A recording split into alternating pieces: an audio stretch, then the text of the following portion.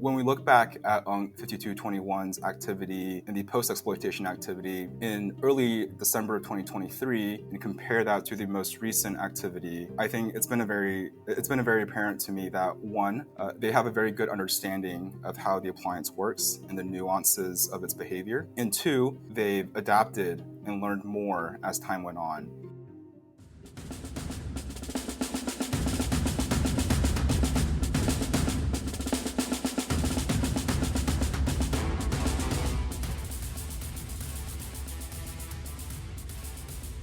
Welcome to another episode of Mandiant's Defender's Advantage podcast. I am your host, Luke McNamara. Joining me today, I have Matt Lin, who's a senior incident response consultant here at Mandiant, and Daniel Spicer, the chief security officer at Ivanti. Matt, Daniel, great to have you here this morning. Hey, Luke, thanks for having us on the podcast today. Really excited to be here. Absolutely, thank you. I think from that intro, you probably have guessed we're going to be talking related to some of the research and blogs we put out around threat actors' exploitation of the Ivanti VPN solution. And I think kind of putting this in larger context as we get into the discussion today, we have the MTrends report that just came out that talked about exploits continuing to be the most common way we see threat actors compromise and gain access to enterprises. When this report comes out, we should have our zero-day report, which will kind of go further into that. But in particular, we're continuing to see this theme around threat actors focusing on edge infrastructure as a means to do so. So we're going to talk about some of the specifics of this case that you were involved in working, Matt, with Ivanti, but then also, I think, put it into the larger context of what's happening into the threat landscape and why we're seeing threat actors do this. Perhaps to begin with, we can start with a little bit about this threat actor, UNC5221, and kind of how they fit into the story of, what you've been kind of focused on with researching and responding to some of their activity. Yeah, for sure, Luke. Thanks. I think that's a great place to start. So earlier this month, in April of 2025, we published a blog post that details the exploitation of CVE 2025-22457, which is a buffer overflow vulnerability that would essentially allow for unauthenticated remote code execution on particular versions of Ivanti Connect Secure VPNs. And we saw this threat actor exploit multiple high-value targets beginning in mid-March of 2025, and we attribute the activity to UNC5221. And UNC5221 is a Chinese espionage actor, and we actually introduced them for the first time in our 4-part blog series last year titled Cutting Edge, that also talks about Ivanti Connect Secure exploitation. So it's almost been a year and a half now, and it's really been interesting to see how they shifted their targeting and also evolved their tactics to keep pace with defenders. In this most recent exploitation campaign of the appliance and following successful exploitation, we saw the deployment of 2 new malware families that we're tracking as Trailblaze and Brushfire.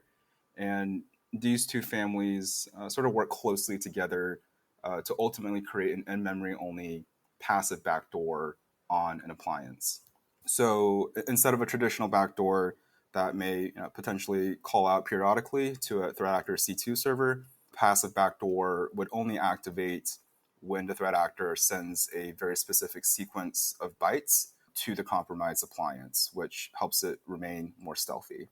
I remember finding the malware for the first time and just doing some basic triage, and I'm picking it apart and just thinking, like, wow, this is quite minimal, and it's almost elegant in a certain way, right? It's written in plain C, it uses raw syscalls, and it does exactly what the threat actor wants it to do and no more.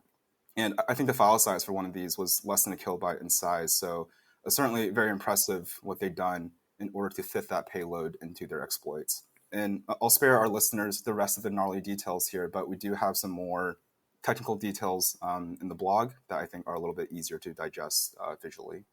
And we'll include some links in the show notes to those blogs. Yes, because as you noted, there's a lot of technical details about this activity. Maybe as a follow-up to that, though, in comparison to some of the activity noted in the Cutting Edge blog series last year, were there some interesting novel techniques that we saw the threat actor do in the activity noted in these 2 blogs?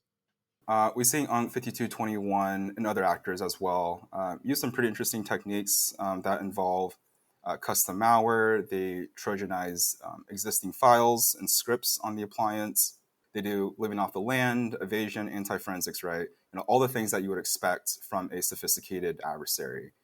And when we look back at 5221's activity and the post-exploitation activity in early December of 2023 and compare that to the most recent activity, I think it's been a very apparent to me that one, they have a very good understanding of how the appliance works and the nuances of its behavior.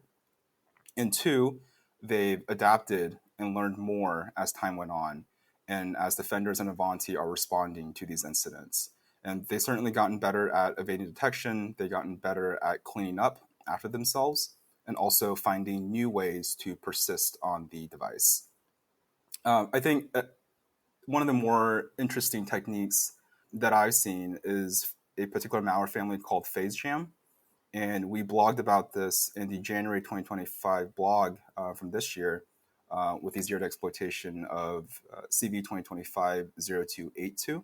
PhaseJam in particular has a capability that would block system administrators from performing upgrades or install patches on a compromised appliance. And not only would it silently block the upgrade in the background, but it would also actually render a fake HTML progress bar to the administrator to kind of give the appearance that the upgrade was actually in progress. So the upgrade attempt itself is blocked, and any tools or backdoors the actor left on the appliance would remain on the current version of the VPN while giving appearance of a successful upgrade. So if you were an administrator performing the patch or the upgrade, you may not notice that something was wrong. And earlier, I mentioned that UNC5221 has demonstrated that they have in-depth knowledge of the appliance. So they use SED, so thinking about living off the land here, to sort of surgically insert their malicious code into a legitimate Perl module on the appliance that would support the installation package process. And that would intercept the function call for the install. So literally, in the code that they inserted, you would see them calling the sleep binary to pause execution, append a period to the HTML, sleep one, append a period, sleep one, append a period, etc. And it would display text like finalizing installation when nothing is actually happening in the background. So certainly very interesting. Yeah, I thought that was one of the interesting aspects of the blog because, of course, with a lot of this targeting of edge infrastructure, with its routers, VPNs, etc., one of the things that it provides to the adversaries, they don't have to do social engineering like they would through, a spearfish. But it was interesting to see, you could almost say a form of social engineering in that sort of display of fake updates and making it look like something is happening to administrators. So I thought that that was an interesting kind of piece where they were still thinking through, again, how they sort of could manipulate or give sort of a false impression of what's going on to administrators. Daniel, I think to kind of pull in your perspective here, maybe start with, how was this initially discovered? What were your thoughts in when you were kind of initially looking at this activity and what the adversary was doing? Similar to the last several attempts against the appliance since 2021 when we introduced it, we have been able to discover the activity through what we call the integrity checking tool. And I really like the integrity checking tool as a piece of the Defender's toolkit that we introduced for our appliance. I know that there's a lot of attempts by the threat actor to try to circumvent the integrity checker tool. So that means we know that it's a problem for them to circumvent, but also it just continues to be successful because it requires the threat actors who are trying to circumvent it to have perfect operational security. And we know ever since APT1, the landmark report, right? Threat actors do not have perfect operational security. I find that to be a really interesting way that we can continue to put pressure back on threat actors and make it easier for us to detect the fact that they're burning 0 days early. I think the other really interesting thing, really looking at the activity from March, April, time to exploitation is really short. This was actually an item that Ivanti had identified as part of our continued commitment to secure by design as a memory corruption issue.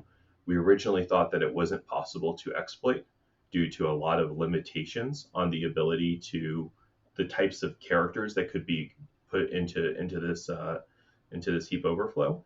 And then come 6 weeks later, after we resolved the issue, we saw attempted exploitation by the threat actor, and that's a very, very short time from Ivanti fixing an issue, not disclosing it as a vulnerability, so somebody actually having to go and identify this bug as a diff, and then determine how to circumvent the character restrictions, the ASLR, and several other hoops in order to obtain successful exploitation. This isn't the activity from 5-10 years ago where it was a straight command injection buffer overflow that we're used to seeing. We're seeing a significant increase in the sophistication and just the time to exploitation. I think everybody needs to take that very seriously. Could you describe a little bit more about that tool and sort of, how it fits within the security you put around the VPN? Yeah, so the ICT works very similar to what you would imagine as a file integrity monitoring solution for traditional on-prem deployments. There's a lot of limitations on hardened appliances in terms of the capabilities we can do and the performance that we can eat on the system. So the ICT doesn't work quite the same way, but essentially what we're looking for is when the threat actor wants to make a change on the system. So anytime they want to introduce a web shell or basically anything to be persistent on the box or persistent across upgrade, those are the files we check with the ICT. And zooming out here a little bit, Matt, your perspective looking at and investigating, these particular CVEs, but then also more broadly, this trend around edge infrastructure. What are some of your thoughts and your takeaways around this as a trend, as a pattern, not just with this specific threat actor, who's obviously shown an interest in going after VPNs, but just more broadly?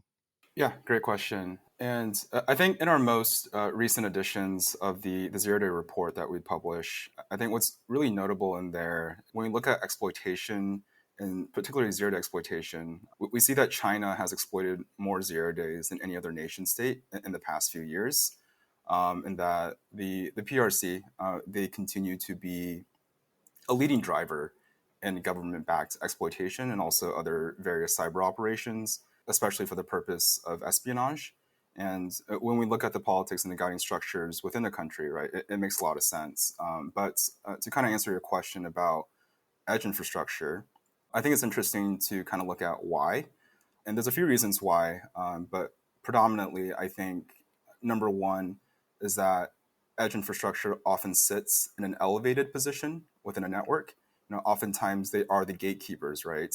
We're talking about VPNs, firewalls, routers, different types of application gateways, and you could extend this to things like virtualization platforms as well. And if you compromise one of those devices, it's likely already highly privileged. It may be store some credential material and does some sort of traffic monitoring or brokering within an environment. So if you can figure out an exploit for one of these appliances, one of these edge devices, you essentially now have access to every vulnerable appliance exposed to the internet globally. But what's interesting is that these gatekeepers often don't get the same level of security attention or investment from defenders compared to things like end user endpoints or things like your Windows Active Directory domain controller, that has traditionally been your crown jewel within the classic archetypal view of enterprise cybersecurity. And I think that's where we're starting to see the conversation starting to shift in recent years. As an industry, I'd argue that we've gotten really good with endpoint security, and we're starting to see a decreased reliance on endpoints for initial access in the past 5 or 6 years. And I can think of a few reasons why, but we have more detection and monitoring capabilities than ever before. EDR solutions are becoming more and more popular and often seen as a default in many enterprise environments today. And vendors, they're putting more investment into making operating systems more secure. But right now, I think the challenge is that much of the industry is lacking parity on how to secure the edge and also how to respond to edge compromise. And I think it's also worth pointing out that it's not just UNC5221 and Ivanti. When we look at other Chinese actors like UNC3886, that have just accumulated a wealth of portfolio of exploits against numerous appliance vendors, or the recent headlines talking about Volt Typhoon or Salt Typhoon compromising U.S. critical infrastructure or American telecommunication companies. I think those actors, they're really taking advantage of this sort of technical disparity, and I think that is exactly what they're after. Yeah, I think one other data point you just made me think of from the M-Trends report too is also the continued decrease in phishing that we're seeing as an initial access vector, which I think also points to probably that becoming a harder target as there's been investments around sort of phishing prevention and detection. So similar to EDRs, that being an avenue that threat actors aren't leveraging as much and then focusing elsewhere. And I think also, Daniel, I'd be interested in your thoughts on this, kind of expanding on, I think, a point you made earlier, maybe it was Matt, but the fact that the threat actor really seems to understand and put some effort and resourcing behind understanding these technologies. This is something that we seem to be seeing with a lot of Chinese APT activity, where whether it's stuff related to some of the Salt Typhoon activity, some of the other edge infrastructure compromises, even some of the Juniper OS stuff that we blogged about recently.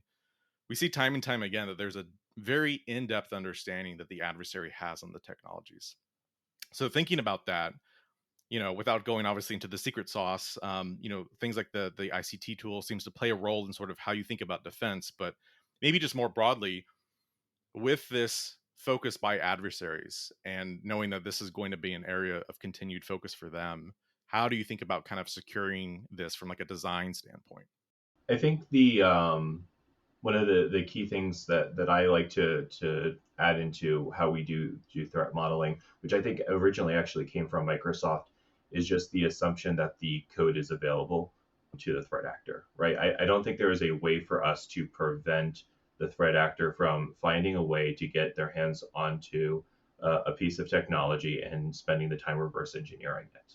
So with that in mind, I think the threat model just has to assume that just assume your source code is available, right? And so assume that they can inspect the source code for vulnerabilities. And if that's the default base of your threat model, right, then you start talking about how do I eliminate vulnerabilities? How do I create checkpoints? How do I make it easier to disable certain functions in the appliance?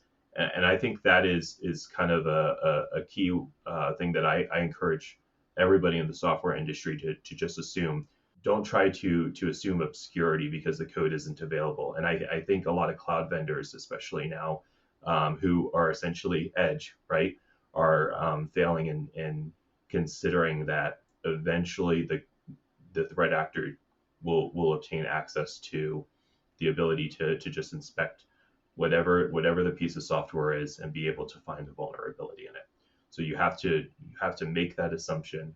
You have to go and secure the code, and you have to make it easier to put in mitigations and keep the service running, despite the fact that there may be a problem in the future. Because I think vulnerabilities in general is not an if, but a when statement. And so reducing the impact on customers is obviously really important. To that extent, of course, we've been making a lot of investments since we acquired some of the solutions to Ivanti, including what is legacy Pulse Secure. I shared an update on where we are in these commitments back in February in a blog post. A lot of it involves getting the right resources into play, using those resources to help create these choke points, eliminating certain classes of vulnerabilities, and then very important is just leaning into transparency and letting customers know when we have an issue in the product that we have fixed, so that they can go and do the update. And that is actually one of the hardest challenges, I think, in the industry is a lack of transparency about when a vulnerability is fixed. And I think this recent example in April, where we actually did a misclassification of a vulnerability, is a perfect example of how end-day exploitation gets taken advantage by threat actors. So that transparency is just really, really key. Yeah, if you want to expound further on that particular point. Essentially, we identified the vulnerability as part of our continued attempts to or continued progress to eliminate classes of vulnerabilities, starting with memory corruption issues. And so we found the issue, we evaluated it, we determined that because of the character limitations, because of binary protections such as ASLR, a combination of factors, that it wouldn't have been exploitable. And where we ended up was we patched it as a bug because it still causes a crash, right? We patched it as a bug, we fixed it in the solution, and then threat actors came back six weeks later and found a way to circumvent what we thought was just not possible to exploit. So kind of tying this, together with the lessons you learned coming out of this, and I think one of the things that's very apparent, Matt, from what you noted earlier, that this category of threat actors is going to be continued focused on edge infrastructure. There's advantages that they've been able to gain and kind of see the result of as a TTP. Going forward, how do you think about how organizations can implement security around this? I know a piece of this is logging and having the right logs in place to detect this early on. So maybe curious both of your thoughts of how we will see kind of the adversaries adapt, but then also what are things that organizations can do to properly implement security here, whether it's making sure that they're rapidly applying patches when there are releases available. Maybe Matt, will start with you and then go to Daniel. Yeah, that's a great question. I think one of the challenges of securing edge devices is that oftentimes they are running on proprietary platforms and technologies, so it can seem like a black box. And if you wanted to say get your favorite EDR agent on one of these appliances, it's likely not going to be possible or very, very difficult to do so. And I think security shouldn't be done without context or without kind of taking risk into the equation. And so definitely stay on top of the latest trends and exploits out there and any guidance or mitigations, best practices that the vendor may already have out there for this specific version or type of appliance that you have. And I know today we've spent a good amount of time talking about 0 days and end exploitations, right? And I think that's also really interesting because when we look at how attackers are getting into organizations in the past few years, there's some really interesting trends. Right? Earlier you mentioned that back in 2019, 2020, and before that, phishing was the number one intrusion vector that Mandiant saw. When we look at intrusion vectors in the investigations that we were called in to perform. But in recent years and recently, we're really talking about pandemic and post-pandemic era, where things started to change quite drastically, where in a majority of cases, patient zero, when we know patient zero in an investigation, it was the results of exploitation of a vulnerability. Not always a 0 day, but it can also be an end day as well. But I think for the average enterprise, I really do think that most organizations can focus on security foundations and also just security fundamentals and put their energy there instead of being, let's say, overly reactive to the latest 0 day or headline article. There's no panacea in security, but I think fundamentals are often where you can kind of make the most impact in your overall security posture while making the best use of the finite resources that you have. So, we're seeing this transition from exploits being the number one intrusion vector. It means that things like having a good vulnerability management program and also a good patch management program are going to be important conversations that we revisit again, right? It's not new, and it's not the latest or shiniest concept out there, but it is important. And attackers are not necessarily going to burn 0 days against an organization if there are easier ways to get in. Yeah, and Daniel, any thoughts as well around that, either on, if you're a user of edge infrastructure and products, as most organizations are, but then also for other vendors as well, what are some of the lessons? I think we've kind of touched on this a little bit, especially the transparency component, but things that you think were really important takeaways coming out of these that you think other vendors can learn from. Yeah, I want to start on the user side. Just double down on the importance of vulnerability management. Many vendors have security advisories, have ways to share information. If it's a critical edge asset, you should be subscribed to those, right? Make sure that you're paying attention to those things early. I'll also just share, not just Avanti, but a lot of vendors in this space where we have edge appliances provide a lot of information for configuration and misconfigurations. Like Matt said, if there's an easier way to get in, threat actor will.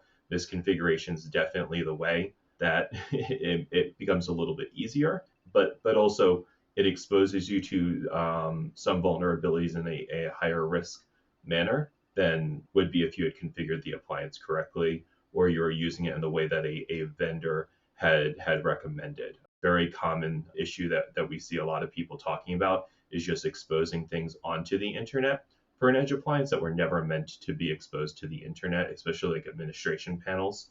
Again, a lot of vendors in this space are trying to continue to advise the network administrators, the security teams to check for those things and make sure that's not the case, because it makes vulnerabilities that would otherwise be much more difficult to exploit very easy for threat actors. And then I guess for the industry peers who may not have had a challenge yet, I'll just share the transparency is very critical to helping your end customer avoid risk. I think that sharing vulnerability details, registering as a CNA, reserving CVEs for the issues, make it very easy for the customer's vulnerability scanners to identify, are they on the latest version, right? So you're not just relying on the network administrator, but you also have the security team and the infrastructure teams looking at that.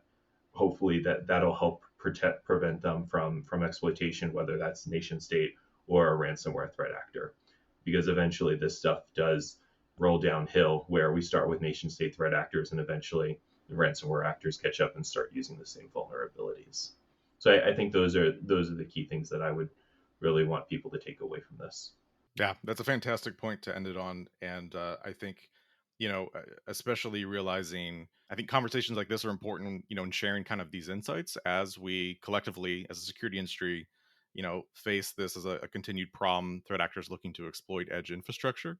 To Matt's point, it's unlikely to go away anytime soon. So I think conversations like this hopefully are helpful for the broader security industry. And I thank you both for being here today and helping do that. Yeah, thank you, Luke. Appreciate the time. Thank you. Take care.